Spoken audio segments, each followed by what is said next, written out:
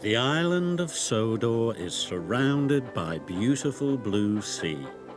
It has fields of green and sandy yellow beaches. There are rivers, streams and lots of trees where the birds sing. There are windmills and a coal mine and docks where visitors to the island arrive. The island also has lots and lots of railway lines. Who's that puffing down the track? It's Thomas. Hello, Thomas. Hello, everybody. Welcome to the island of Sodor.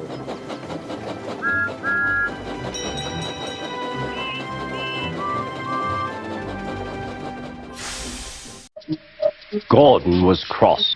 Why should Henry have a new shape, he grumbled. A shape good enough for me is good enough for him. He goes gallivanting off to Crewe, leaving us to do his work, and comes back saying how happy he feels. It's disgraceful. And there's another thing. Henry whistles too much.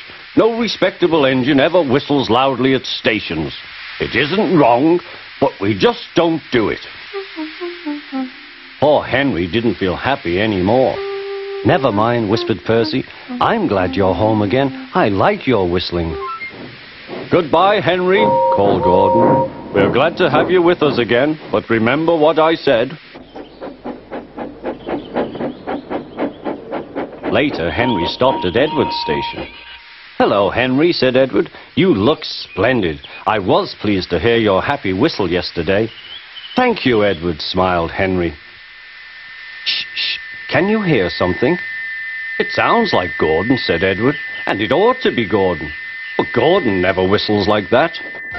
It was Gordon. He came rushing down the hill at a tremendous rate.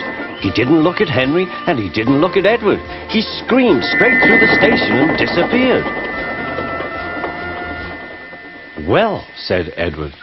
It isn't wrong, chuckled Henry, but we just don't do it. And he told Edward what Gordon had said.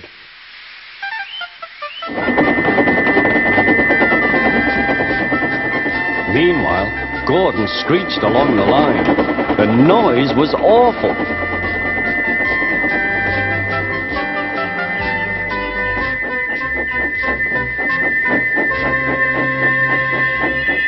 At the station, everyone held their ears. The Fat Controller held his ears too. Take him away, he bellowed, and stop that noise! Gordon puffed sadly away, but he wouldn't stop whistling until two fitters climbed up and knocked his whistle valve in place. That night, Gordon slunk into the shed. He was glad it was empty. It isn't wrong, murmured Henry to no one in particular, but we just don't do it. No one mentioned whistles. Next morning, Henry was enjoying himself enormously. I feel so well, I feel so well, he sang. Trickety-tock, hummed his coaches.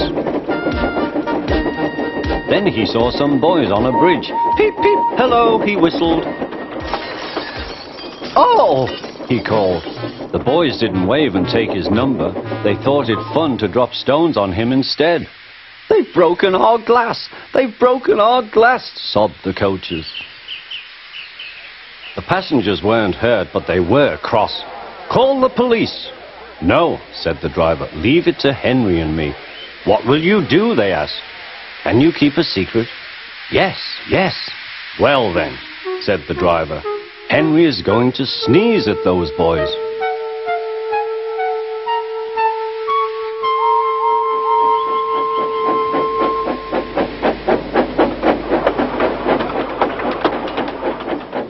Lots of people were waiting at the station just before the bridge. They wanted to see what would happen.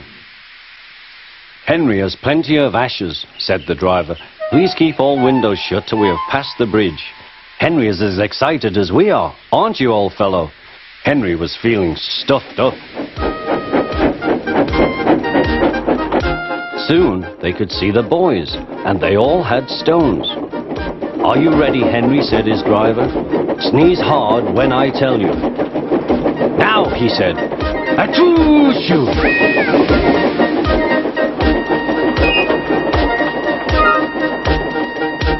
Well done, Henry, laughed his driver.